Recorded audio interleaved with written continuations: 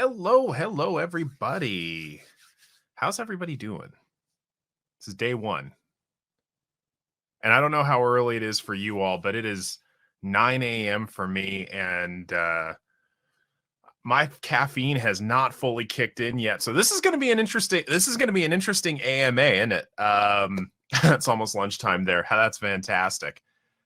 Oh, Marco. Wow. Okay, cool. Well, hi everybody. I am usually a little bit more upkept than I am this morning, but it is way too early here, and I should try mate.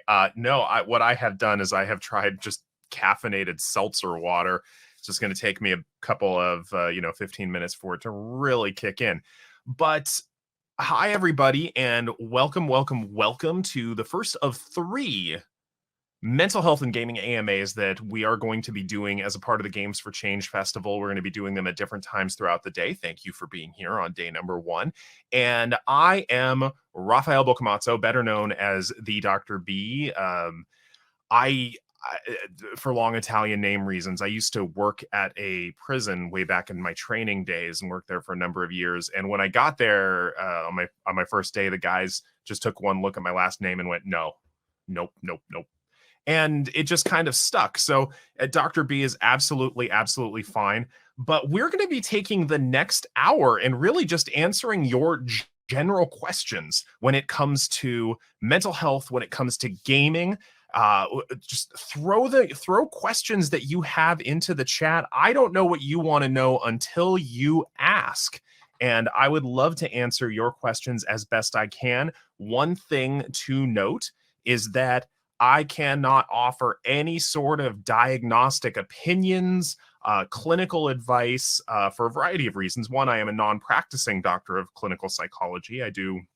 While I was clinically trained, I only do education and policy these days.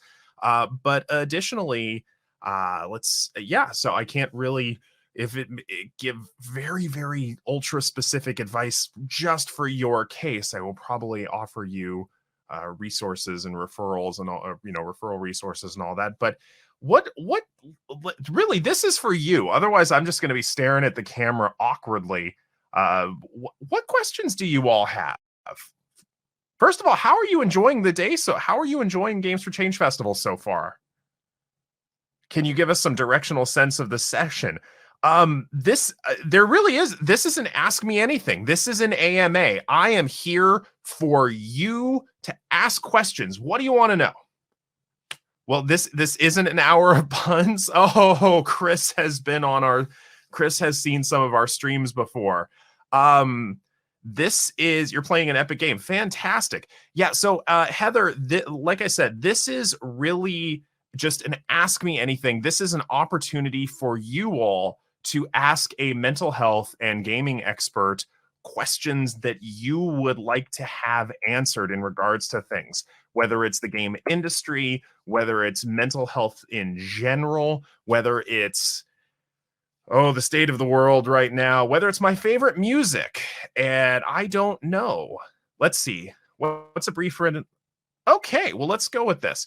My fully remote student and tips for how to reintegrate students back into real life. Okay, you know what, Charles, that's a great thing. So let me give a little bit of my background. So I am a doctor of clinical psychology. I am the clinical director of a mental health organization called TakeThis.org.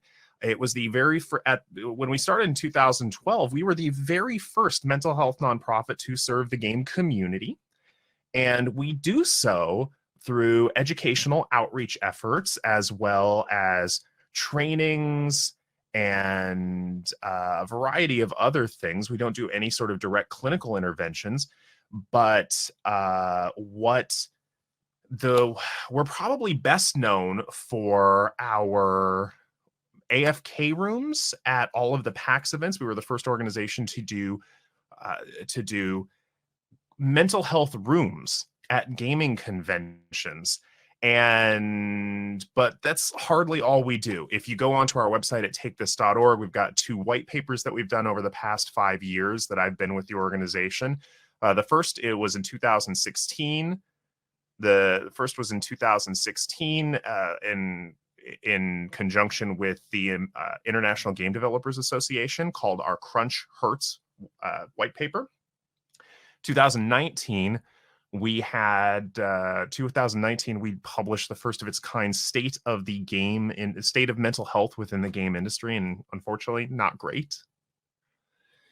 Beyond that, I am an expert on the applied use of role-playing games in clinical and learning settings. I have taught clinicians how to use things like Dungeons and Dragons for therapeutic purposes, and all of those white papers can be found at our website at takethis.org. And I'm happy to throw that in the chat right now. Yep, you can find it all there. Additionally, I'm a chapter author in a book called Press Start. Let's see, Press Start, Health and Well-Being in Games. So that's a little bit about my background. Let's see. All right, and if you have questions, why don't you go ahead and throw them in the Q&A tab. If you look at the upper let's see, upper right of the chat there, if you can want to put any questions in there, and I already see a couple. Let me scroll up here. How do you recommend how do you recommend students handle toxic behaviors in gaming with opponents, teammates, and coaches? Okay, well, so Katie, that's a really interesting question. First of all, I tend to not call them simply toxic behaviors because that's so broad. That is just so broad. And I know that there are some folks out there, like our research director, Dr. Rachel Coward, as well as folks like the Fair Play Alliance, who are working on breaking down a full taxonomy of what types of these behaviors that we're going to be looking for, whether it's trolling, whether it's griefing, whether it is whether it's cyber harassment, doxing, all sorts of things. There's different ideas for dealing with all sorts of things. But one of the things that we try and work with people on is creating positive and supportive peer communities, because peer communities have a tremendous influence on the behavior of an individual. And so if you have an entire community of players, classmates, whomever, that don't tolerate certain specific behaviors, and they can help self-correct that. So I'm a big fan of macro level interventions and teachings when it comes to that sort of thing. Let's see. Okay, let's go through these. Boy, these are just already so many questions. Let's see. Let's start at the top here. Is this something let's see. Is that something you've seen? Oh boy. Okay, so just a tip to folks. If you have a question, let's try and keep it as brief as possible because it's moving around on me and multi-part questions are shifting depending on how people are voting or upvoting. Let's see here. As a mental health professional, how did you get involved into the gaming and mental health space? And do you have recommendations for other students or professionals interested in getting involved? Well, I got involved simply by volunteering. I volunteered with Take This about 7 years ago at our very first AFK room in Seattle, Washington, where I live and grew up. And and when they were first started out, and I just kept volunteering with them. And then after about 1.5 years, while I was working a different job, they were like, hey, we've got this opportunity and our current clinical director is stepping back. Would you like to interview for this position? And I was like, yeah, absolutely. I wanted to interview for this position. So I did. And as the organization grew, because it was a really tiny organization at the time, we're still a pretty small organization. We have 3 employees, only 2 of us full time. And So my position has kind of grown with it. But as a mental health professional, I would say just start going. If you want to get more involved in gaming, go to conventions, meet the folks like me, like Dr. Kelly Dunlap, Dr. Rachel Cohort, all of whom are affiliated with Take This. And we do a lot of speaking at the events. Go introduce yourself, learn more about it, and then just kind of see what opportunities happen. But additionally, one of the other things I would say about being a mental health professional in the gaming space, educate other mental health professionals on what gaming is. A lot of us run into so much moral panic around gaming because there's a lot of mental health professionals who um, just don't understand it, and so they still have this perspective that games are bad. Gaming is bad. Games are addictive. That sort of, games cause violence, that sort of thing, when all of which is largely untrue. And so, yeah, helping other clinicians, other mental health professionals to understand that stuff is something you can just do one-on-one. That's a fantastic thing. So thank you for that. Boy, where did that game go? Oh, let's see here. Top 5 mental health video games. Ooh. Okay, so let me define this. Thanks for that question, Chris. I'm going to define mental health video games as video games that feature mental health themes. And in that respect, video games that feature mental health themes, Hellblade: Senua's Sacrifice is a classic. The way they developed that has become in many respects the gold standard. And when we consult Take This with game studios on mental health representation in games, we bear this in mind. So what Hellblade did was really cool. They not only had a just fantastic neuroimaging expert named Dr. Paul Fletcher, who lectures at Oxford, yeah. And they brought in an entire focus group on an ongoing basis from an early part of the development process, which is, by the way, if you want to do good mental health representation in games, bring in consultants early, okay, and keep them throughout the process.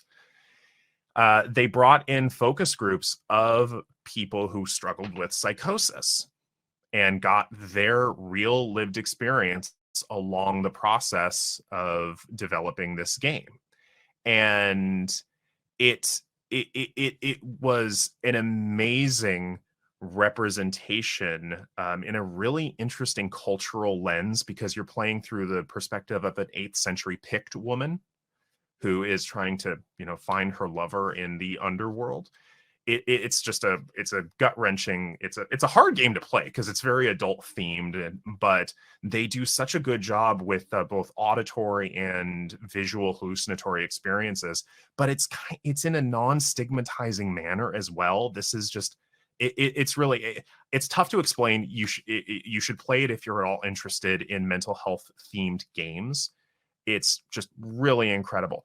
But in beyond that, mental health themed games. I love Stardew Valley, and Stardew Valley is going to be kind of an interesting maybe diversion from what you might expect. But the non-player characters in Stardew Valley, where it's a farming simulator, and the non-player characters all, well, not all, but many have these sort of mental health themes in your conversations with them. And it's done in a pretty interesting and sensitive manner. And so I aside from the fact that it's just a fun game, it is something that I love the sensitive nature of the stories. Like certain characters that maybe you don't like at first. I'm on year 7 of my Stardew farm. Yay! So I love Stardew Valley. That's a fantastic one. Celeste has been tremendously popular in the last couple years. I just started playing Spiritfarer, which is a tough one to play because you are a psychopomp.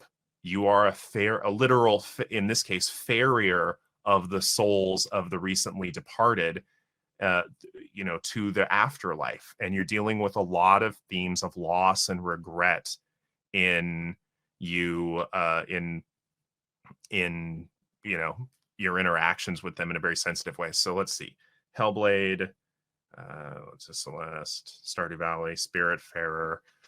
Oh, other one more mental health themed game. Cozy Grove. Oh, yes, similar. Oh, Cozy Grove. And full disclosure about Cozy Grove, it was actually it was made by the company that my boss's husband owns, Spry Fox. But I am a fanboy nevertheless. And one of the things I love about Cozy Grove is, one, it's like Animal Crossing without the social pressures of comparisons, but also they made a deliberate design choice, and this is fascinating to me, and I love this as a busy adult. Cozy Grove is specifically designed to only have about an hour of playing content a day. So if you're a casual gamer like I am these days, can pick it up, play your game, put it down, go make dinner. I love it for that reason. Absolutely love Cozy Grove for that reason. So yeah, thank you, Allison, for bringing up Cozy Grove. That is a fantastic, I love that game. Some people don't like that design mechanic, but I love it because it's such a freaking cool design mechanic. Okay, let's go. Let's see. Let's see. What are your top recommendations for gaming use to favor mental health? What are my top recommendations for gaming use to favor mental health? Well, figure out why people are gaming. Okay, because people have different motivations for playing games. Okay, it's to fulfill a different purpose for everybody. Some people are really into the competition aspect. Some people are doing it to be completionists. Some people want to feel empowered.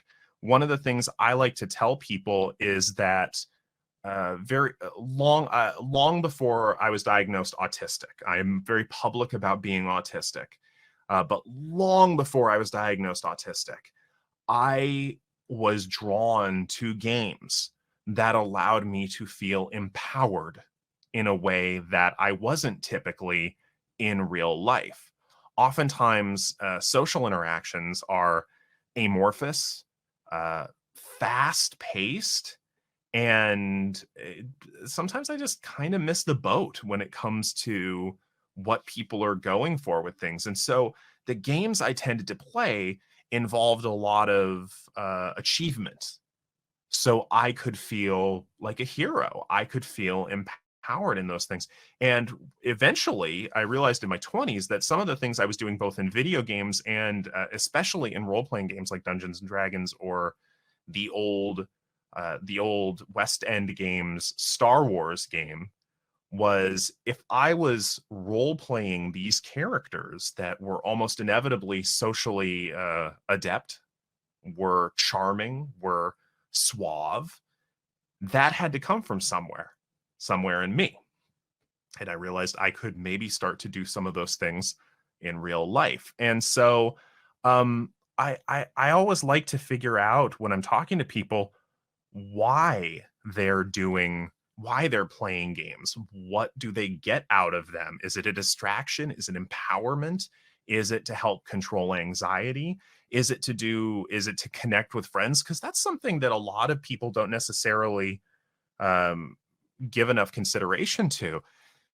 So many games these days are inherently social in nature. I don't play most of them because trying to get all my friends together at the same time is just about impossible. With the exception of Friday nights and Earth Defense Force 5, we have a regular standing thing there. But I like there are so many games that are just inherently social, and so figuring out what people's motivations are for playing, it becomes an important factor in helping them bolster their own mental health. And of course, if anybody's concerned about somebody's mental health, or if you're concerned about your own mental health, then of course, consult a licensed mental health professional in your area who's going to help you figure out what your needs are. But yeah, I like to think about player motivations when I think about that stuff. Let's see. My remote students this past year have had a ton of struggles. Any tips for how to integrate the students into real life interactions when we come back in person in the fall? Boy, Aaron, that is a really interesting question. I don't think anybody's ever asked me that.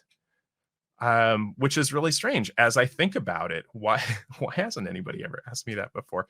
Um, give them my thought process for anybody is, as we're all kind of going back into face-to-face meetings, there's a lot of anxiety that people are talking about. So much anxiety that people are talking about. After I was fully vaccinated and I was asked to hang out with friends, all of whom were also fully vaccinated, it became um that whole party was us just talking about how weird is this? How strange is this? Um how incredibly do we talk about the last year? So one of the things that I've noticed as we've all been getting back together is we all need time to process. We all need time to acknowledge our feelings.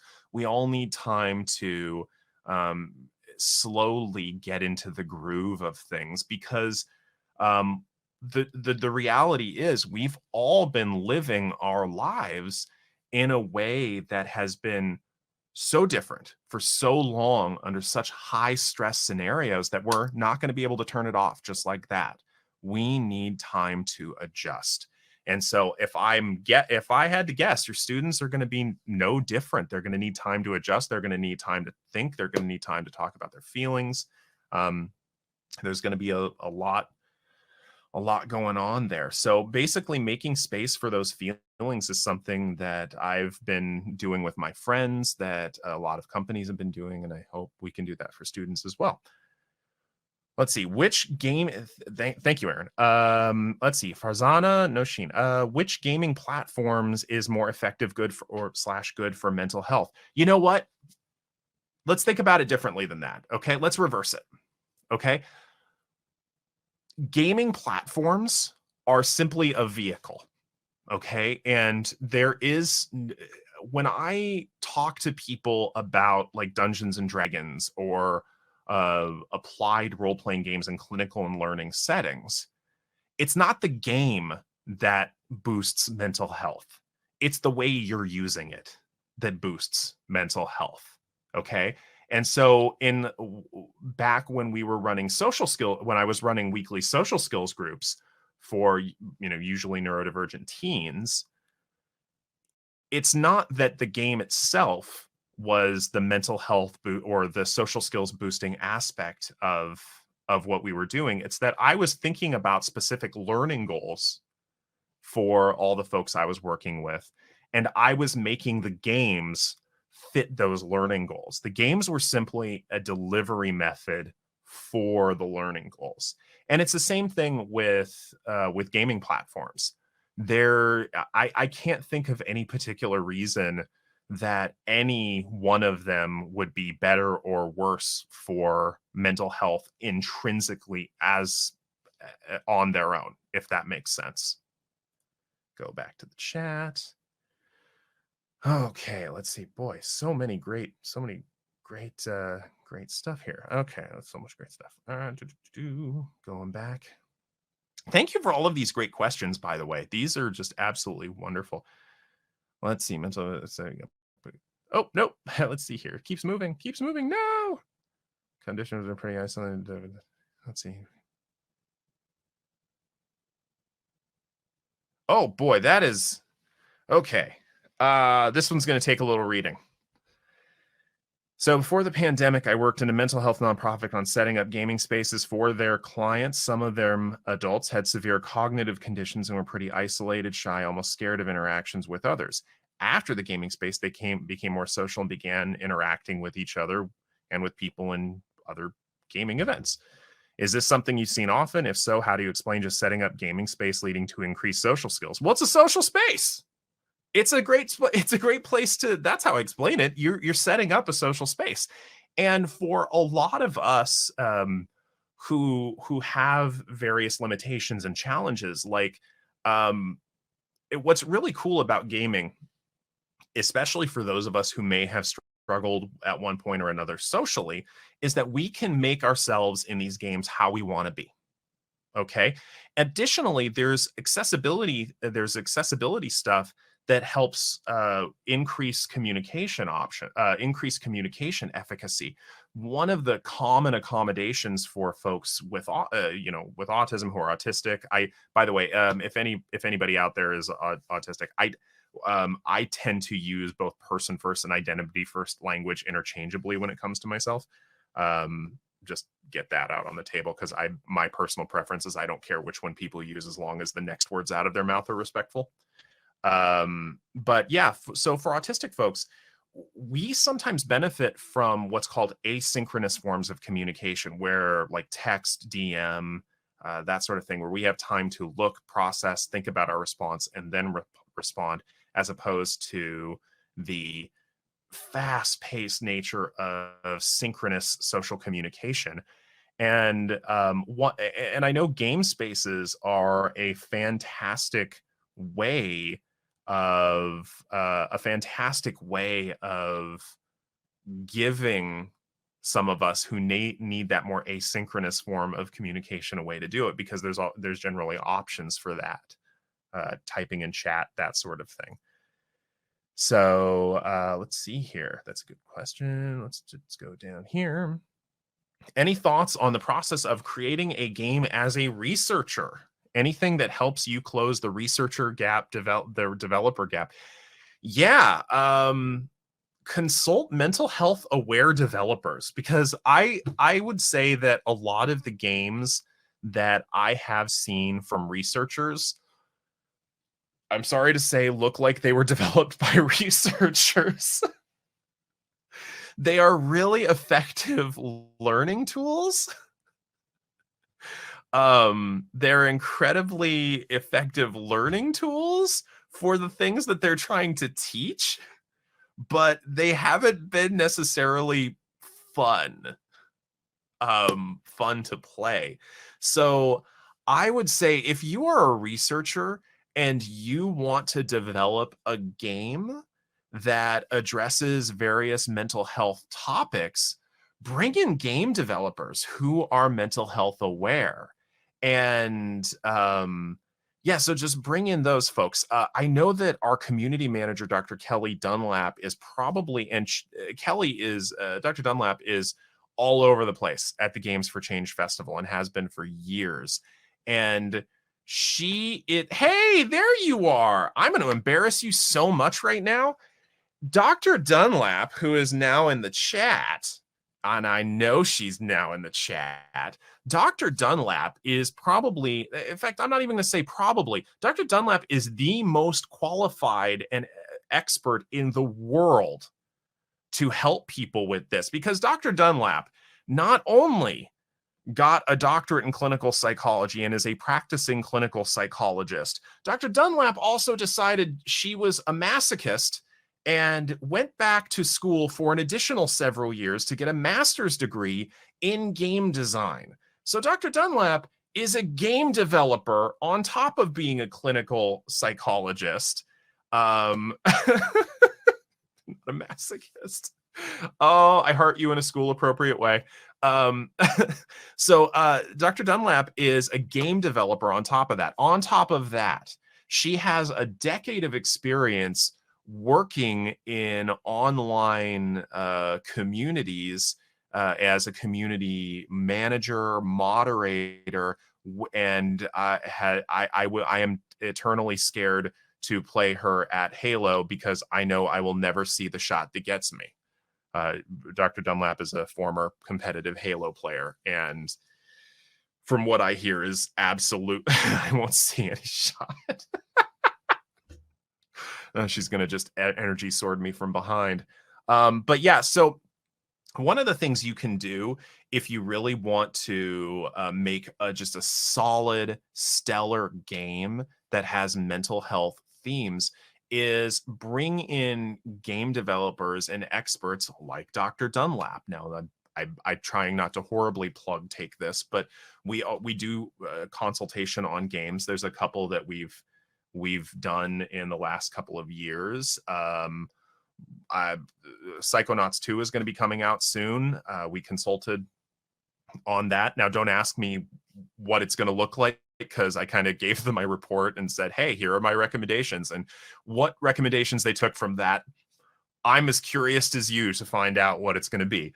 But there are professionals like Dr. Dunlap, like me, that are either game aware or just experienced game players who are happy to come in and offer consultation in that respect. But additionally, just bring in game developers. One of the things I did that I don't think I mentioned is that I'm a co-author on a best-selling community Dungeons and Dragons module that's mental health themed called Gardens of Fog. And what we did with that is we brought in, there were 3 writers involved in that process, 2 of whom have extensive Dungeons and Dragons writing experience. One of whom is an associate producer at Wizards of the Coast, and he has some background as being an Army field medic and doing some mental health treatment. And I have some Dungeons and Dragons experience and then loads of experience with mental health. And so bringing those expertise together was, I think, a fairly effective way of doing it. And I think so far the ratings in the last 2 years, we've maintained about a 4.8, 4.9 rating on the DMs Guild. So I'd like to think it paid off fairly well. Let's see. All right, here. Let's go back to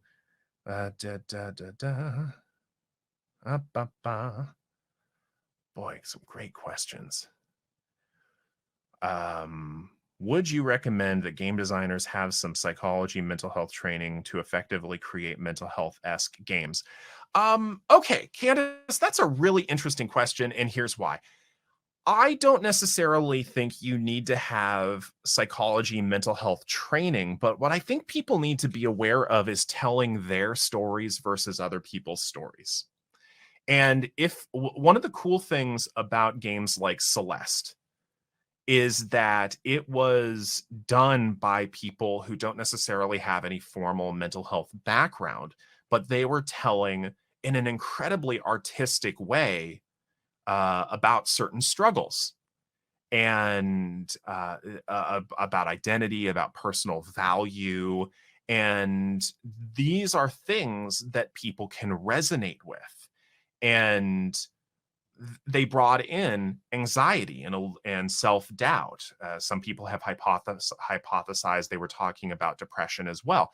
And telling your own story doesn't necessarily involve mental health training in a formal sense. Where I would caution people again, and I strongly suspect Dr. Dunlap would agree with me on this, is don't tell other people's stories and don't try to create a definitive representation of any mental health challenge. And an example I like to give of that is that within the DSM, the Diagnostic and Statistical Manual for Mental Health, good God. Oh, thanks, Dr. Dunlap. Hadn't gotten there yet, but yeah, you are a helper. I was going to throw that one to you anyway, since you have much more of a bonus, much more experience with actual game design than I do. So that's fine. I was just going to throw it to you. But one of the things I was saying, going back to this question about needing formal mental health training to create mental health themes in games, let's take depression. Okay, depression, major depressive disorder, has 9 diagnostic criteria within the DSM, of which you must meet 5. Somebody once did the math for that, and I think the answer they gave me was there's something like 54,000 different permutations of 5 or more symptoms out of 9. So that's just the some people have called depression a major depressive disorder the common cold of mental health. And if it's just simply depression, which is significant, by the way, I don't want to minimize the impact, because it has tremendous impact on people. I think the estimate is $55 billion worth of treatment in the United States in a given year. Um, but depression, as the quote common cold of mental health, has 54,000 different permutations. You are not ever going to be able to create a definitive representation of anyone's mental health struggles. And so, what I would say to you is that if you're trying to create a mental health themed game and you really want to talk about something, talk about it in artistic terms.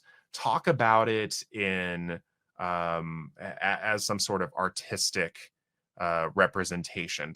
There's certainly themes that you can include from certain things, and Hellblade did a really incredible job of including certain experiences, but they also didn't try and create, the full-on representation of psychosis.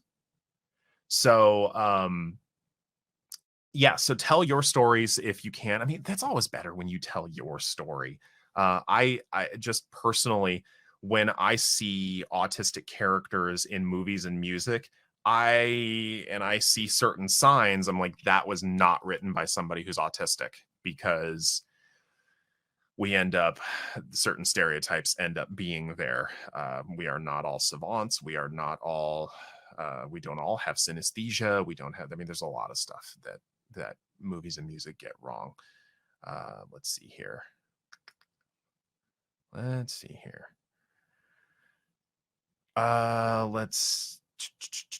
going back. What are the current challenges for mental health startups market scale? Oh boy. What are the current challenges for mental health startups for market scaling, funds, education, professionals? I don't know.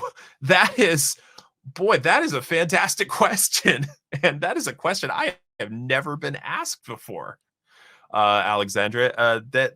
What are the challenges for mental health startups for market scaling? You are getting so in the weeds with business related questions that I'm not sure I can actually answer that.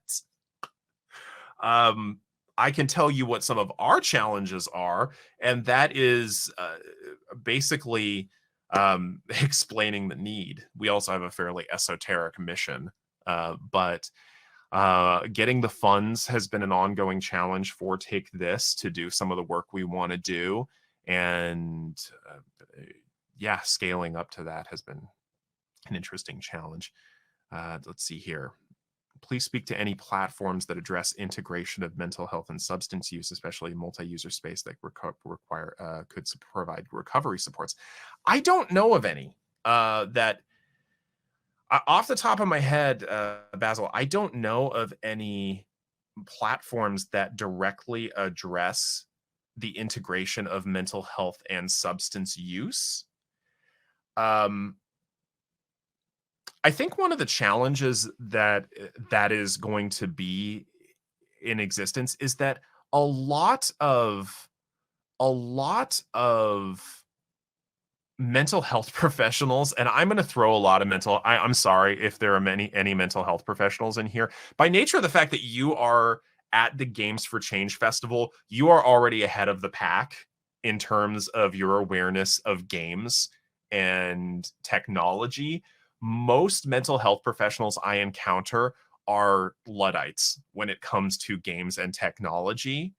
And I suppose that's an interesting interesting speculation to the previous question, is that a lot of mental health professionals really do things the old school way. And there was some survey data that came out of Stetson University in 2015. So take this with a grain of salt, given that was 6 years ago. But uh, in identification of gamer culture, or who identifies in terms of mental health professionals with gaming. I believe the data was that something like 1 in 11 of those they surveyed really identified as gamers, when there's something like 200 million people in this country, in the United States, who play video games. And so when you've got like 2 out of 3 people playing games and 1 in 11 mental health professionals who are identifying as gamers, there's a big gap. A lot of my experience has been, a lot of the folks I trained with, I can't, I mean, try explaining my job to them. They don't understand what I'm talking about. They're just like, yeah, games. Cool. If that. Um, so in terms of um, platforms that specifically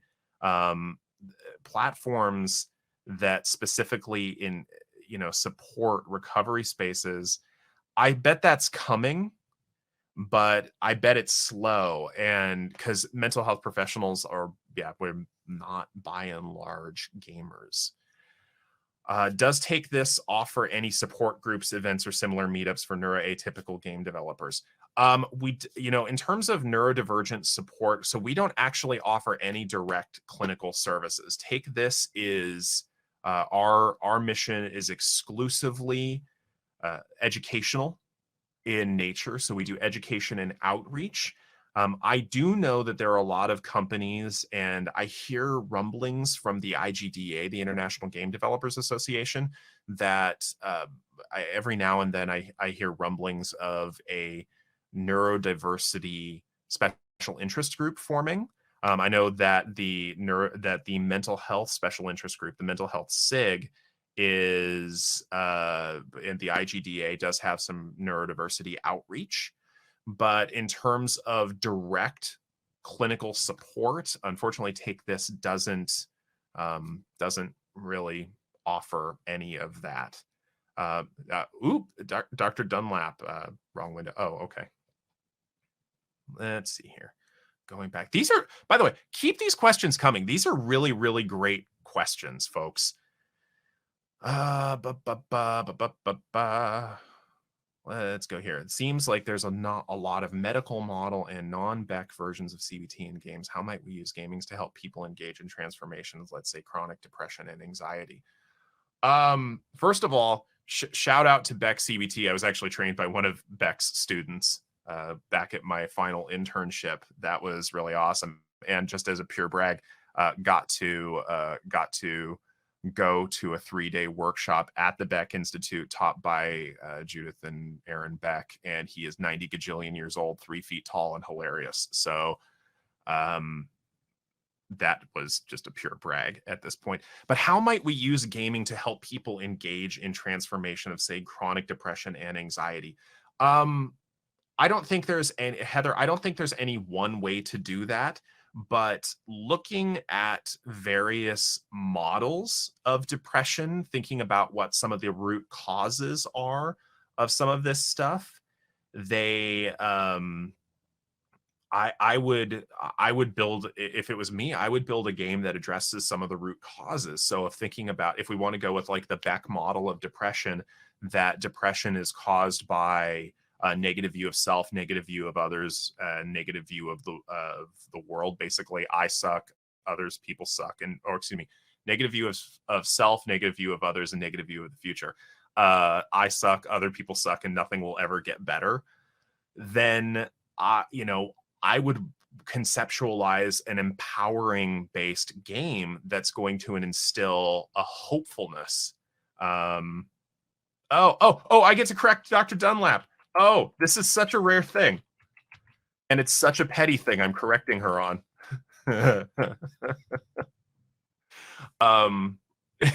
get to be pedantic.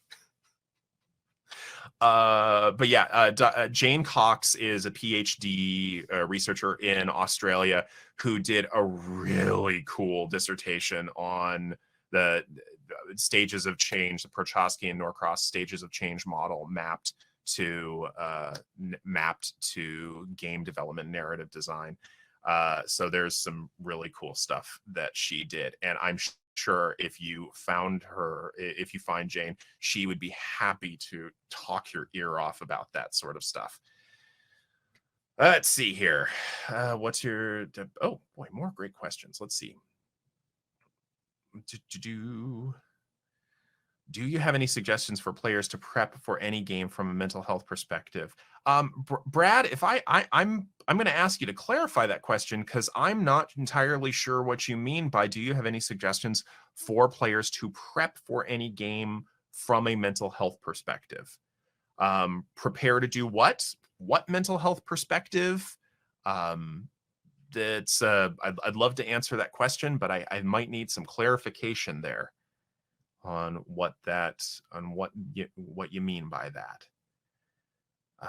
Going back to some of this stuff. Okay, what are your views on specifically developing games based on mental health treatment protocols and/or therapy methodologies for research purposes instead of going through the academical route as mentioned?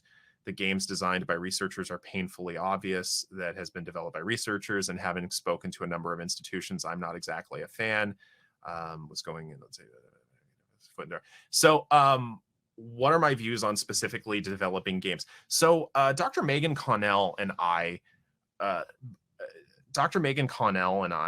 developed a pan-theoretical model of applied gaming.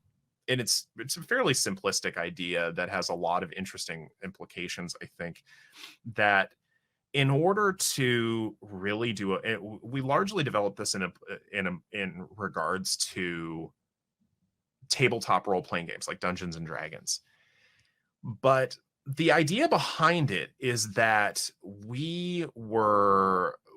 people kept coming to us and asking what is like the best mental health role-playing game, and we were like, no, you're misunderstanding, you're missing the point. Start with the theoretical orientation, start with the interventions. So within this model that we have, you have to have a mastery of three things in order to do applied gaming. The first of which is a mastery of clinical or research principles. Okay, you have to understand what you're doing and who you're doing it with in a clinical and or research setting. The second of those areas of mastery is the game itself. And you have to understand the game system that you're playing enough to break it, because it's not the game that was the intervention or the social skills teacher. The game was just the vehicle, and you're breaking it in order to make it like, let me give you an example. Like I said, I don't work with people anymore directly, but I was clinically trained. And one of the exercises I used to do with people, and there's a lot of theoretical basis for this, is to take a Dungeons and Dragons character sheet. Okay. 2 of them, in fact. And when we were talking about, because I approach things from a cognitive behavioral perspective when I worked with people, we would talk about their rational thoughts versus their irrational thoughts, and I would have them make I would have them make a character sheet, one for their rational thoughts and the other for their irrational thoughts or their symptoms or whatever we were talking about in those days, whether it's their anxiety, whether it's their depression or whatever. And I would have them externalize them in the form of these character sheets. And then we would start talking about ways of leveling up their rational thoughts versus trying to defeat or power down their irrational thoughts. And I did that because I understood the game well enough to just bring in character sheets, just the character sheets. We didn't even play the game. So taking aspects of the games that you know well enough to break and use for your purposes, that's that's really what Vivian, thinking about how to design these games, get the people who understand the games well enough to manipulate them into the format that's needed, as opposed to shoehorning or just like ramming the research protocols in there, because there have been some apps that have been CBT based that people have sent me and been like, hey, you used to do CBT, these would you probably enjoy these. And I hated them so much because they were a slog and it was so text heavy. And they're like, let me introduce you to irrational thinking and so forth. I wanted to put some of those down within like 3 minutes because I wanted to play a game. And so the other thing that I would say to a lot of researchers, in terms of the games that I've seen researchers do, is simplify, simplify, simplify. One of the anecdotally, one of the things that I've discovered in the now 5 years I've been working in the game industry is that researchers are not always the best science communicators. They're great researchers, but they have such a nuanced view of their own research that they don't know how to pare it down to be like one salient point that's useful to the public, and get somebody in on those processes that are excellent science communicators. That is such a great skill in and of itself. And excellent science communicators are not necessarily scientists themselves. One really fantastic example, and I'm full disclosure, I'm very, very close with her. How to ADHD on YouTube. Jessica likes to joke that she's doing pretty well for a community college dropout, but the truth is that she understands ADHD better than most researchers I know, and she goes about her channel in an incredibly careful way, and she's one of the best science communicators I've ever seen. And so getting a good science communicator in on the development process and on the ideas, that is an incredibly important thing to have in there as well. Let's see here. These are great questions. Favorite album right now? Ooh. Let's see here. Favorite album right now. I have been listening to Bob Schneider's Lovely Creatures a lot lately. I have been rediscovering that album in its entirety. So that's a really good one. Thank you, Chris. Beautiful thing about AMAs. I might get some really wonderful off the wall questions. Let's go back to Brad's question from earlier. Are there patterns for mental health worst practices prevalent in mainstream gaming, and how might players recognize, flag those in advance of play? Yeah, that is a great question, Brad. Yeah, there are so many bad mental health tropes that we see in mental health themed games. And Dr. Dunlap and I are, in all caps, tropes. Dr. Dunlap and I are actually going to be on a panel together on this Friday at PAX Online. We recorded this a couple weeks ago, called You Wake Up in an Asylum. And it's all about deconstructing the mental health tropes behind the horror genre. The horror genre in particular is awful for this. And it's all about deconstructing these both mental health, disability, racial, gender-based, sexuality-based tropes that are so prevalent within the horror genre in particular, and how to go past some of those. And we've got some great panelists on there. That's this Friday night on PAX 2. And so I would say, in order to get past those, consult with mental health professionals who have experience in games. Going to make a shameless plug for Take This. We would love to be involved in your development process from the beginning. We do offer consultation in that. And when we've been brought in some games in the past, it's been like, hey, we're like 90% finished. Can you take a look at what we've done and see if we've made any mistakes? Well, if you bring us in at that point, there's probably if we have things that we've seen, you probably can't fix it unless you go all the way back to the drawing board, and most people can't do that. That's too cost prohibitive. So if you're doing mental health themed games, bring in consultants ASAP at the onset. One company that did that really well is a Canadian indie company called Two Dogs, and they're going to be releasing a game called Sword of Destiny this year, which is really interesting in what they're doing with it. They're doing what they call their insight engine. Now, this is a combat-based, squad-based MMO that incorporates mental health aspects to the game by you have interpersonal interactions between squad-based missions, and they rank various things in their what they call their insight engine, I think on 8 different domains depending on how you interact with people. And the way the insight engine ranks each of the non-player characters, that affects their in-game performance. And so you are incentivized to optimize your squad's mental wellness between missions through your interpersonal interactions. Now, Two Dogs brought us in early, and it shows. They did some.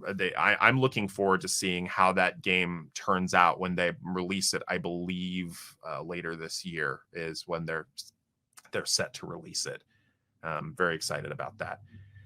Let's see. Go here. Let's see. Is there a resource or some form of clearinghouse that provides a review of mindfulness games? Basil, there is no clearinghouse that I know of that specifically does reviews of those. Hey, Dr. Dunlap, help me out because I know you know who I'm talking about. And I'm totally embarrassed if anybody's from the company here today because I'm totally blanking on their name. They're lovely people over there. They do a review of like some of the scientific basis of different mental health apps, not necessarily mindfulness apps. But oh, Dr. Dunlap, if you're here, rescue me. I cannot remember the name of. I'm gonna remember it like 15 minutes from now, and I'm gonna be totally embarrassed. But no, it's not iThrive. iThrive focuses on kids. This is a company out of California, and I cannot remember what but they basically they look at a lot of like the scientific claims that people make in terms of their mental health apps and their privacy policies, etc. I will remember it eventually, and I'm so sorry. How can we address mental health issues amongst developers? Can labor unions be a good way to create healthy workplaces for developers? Eric, that is one option, sure. I think Jen McLean had some very nuanced points when she was the director of the IGDA on why that is not a panacea. Although that is certainly one option that a lot of people are looking at. One of the things I'm concerned about in terms of addressing mental health issues amongst developers is a lot of companies focus on individualized solutions, basically from the bottom up. And unfortunately, when you have a system, as any mental health professional is going to tell you, if you've got a system slanted against you and the power dynamic is against you, teaching the individual to change their circumstances is really ineffective. And so I love the fact that more and more companies are bringing us in to talk to managers, but I want to do more workshops for the C-level staff because we need top-down change. We need to address things like crunch. We need to address things like support for developers in social media spaces. We need to address things like cultivating more inclusive communities. We need to address safety tools that are uniformly applied. But there are a lot of top-down things we need to do. Let's see. So we have 1 minute left, gang, and so I'm going to power through some of these. Are we able to share this recording? There's a lot of helpful information. That is not up to me, Amy. This is a part of the Games for Change Festival, so I am not entirely sure what the rules are when it comes to that. Let's see. Get rid of Mark. Oh, hey, what's up, Mark? How you doing? Didn't realize you were here. Given the pressure on performance for esports competitors, what role do you see in brand sponsors playing in supporting mental health programmers for programs for gamers? I would love to see brand and sponsors. I would love to see them reward people for healthy practices as opposed to pure performance. I would love to see that, because if we've got brands and sponsors uh, incentivizing healthy balance as opposed to pure social media numbers or output, then I think we're going to see a shift in the landscape of certain aspects. And I realize that's a very brief answer because we just hit the 10 o'clock mark where I am here in Pacific time, 1 p.m. Eastern time. But thank you for all of these fantastic questions. Thank you for all of the engagement. I'm going to be doing 2 more of these, one tomorrow and one on Wednesday. Thank you for that session. Can we end with a pun? Okay, well, I was going to save this one for the Take This stream, but I was going to make a sodium joke, but I decided, nah.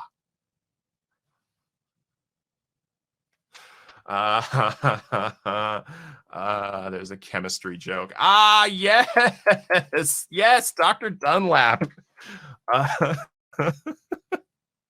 So on that note, we will end. You should check out the Take This Plays streams with Dr. Dunlap and I every other Monday. I assail her with dad jokes, and the chat pays to shut me up and then get me going again. But thank you so much. Thank you so much for everybody being here. Enjoy the salinity. Oh, well, now I got to do another one before we go. Anybody want to hear a potassium joke? Okay.